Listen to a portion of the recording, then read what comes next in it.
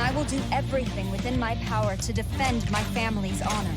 Hey guys, Noxxis here and welcome to another Should You Pull For episode, this time featuring Kujou Sara.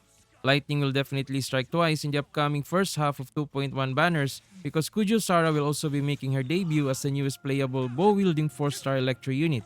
Consistently determined to follow the Raiden Shogun, Kujou Sara's side-by-side appearance with Baal marks the first banner ever introduced that has two new characters of the same element.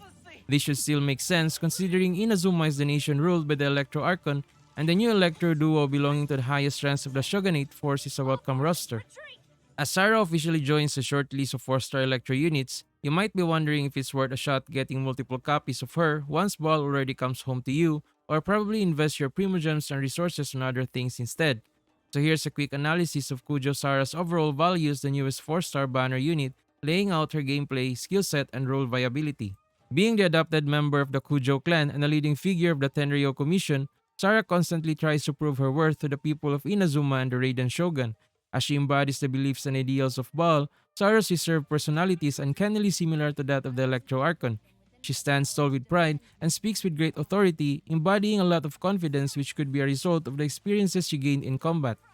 As a highly recognized right hand of the Raiden Shogun and also her personal bodyguard, Sara is always seen securing the locations wherever Baal happens to be.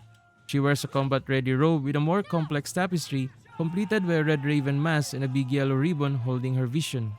Unlike Baal, whose color scheme leans mostly on shades of purple, Sara's overall look is heavy on the black hues. This takes root from her moniker Tengu Warrior, a nickname she got from people witnessing her dark raven wings and plumes of black feathers which she manifests in her battles. Kujou Sara's normal attack sequence is more restricted rather than playful compared to other bow units in terms of body movements and footwork. Nevertheless, those bow swings and quick body rotations easily create the impression of powerful projectiles. Sara's elemental skill allows her to quickly withdraw to the backline by channeling her secret Tengu technique before cloaking herself with a cloud of dark feathers.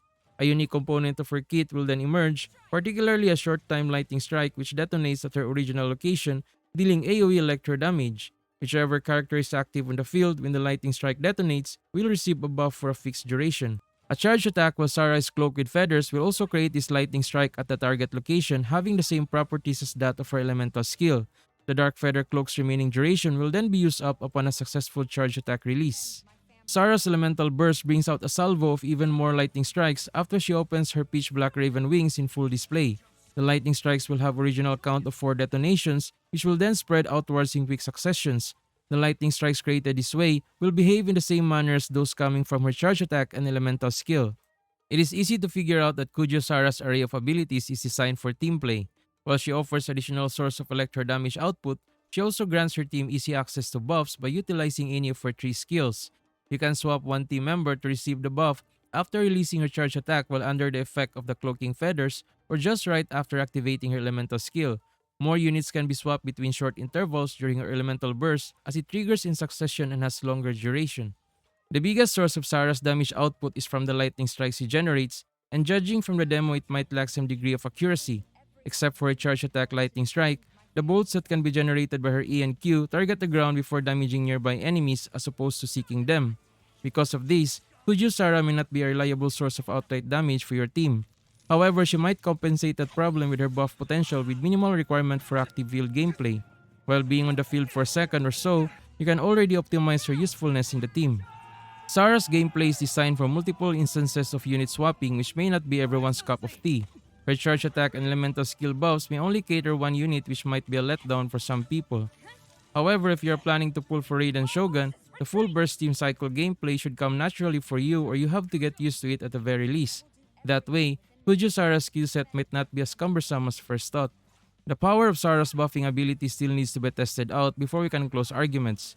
But on a more positive note, her kit seems pretty interesting already, not to mention her in-game models also visually unique.